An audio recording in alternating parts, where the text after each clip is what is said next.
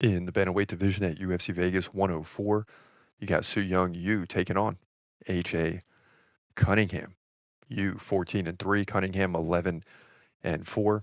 Cunningham 4 inches taller, 5'10. He's 30, Yu's 29, so both guys right there in the prime window, really smack in the middle of it. Cunningham 6-inch reach advantage. Both guys stand right-handed. Cunningham 7.7 significant strikes per minute. Look out. 2.1 for you. Not very good. But the big difference here is that you gets like one takedown, or like a takedown and a half per round. So he's getting, over the course of 3 rounds, he's getting like 4 to 5 takedowns. So that's a problem for his opponents.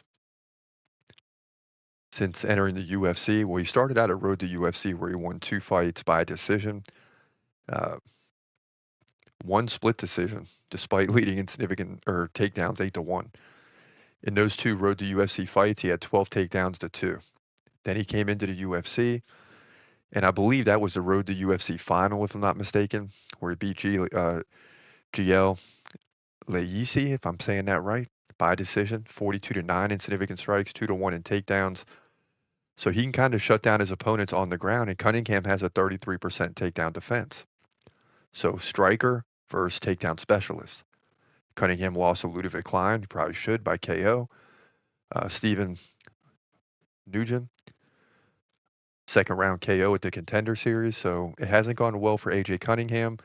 I think they're trying to get you into the UFC and comfortable for a little while, right? This is really his UFC debut, even though he's fought in the UFC. I mean, but against, a UFC caliber fighter in a UFC setting. The last one was a Road to UFC fight that just happened to be in a UFC setting. So this is the first big one or first debut, and you is going to shine here and up his stock even further.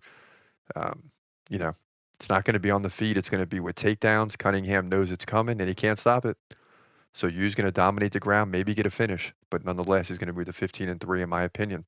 Bantamweight division, UFC Vegas 104.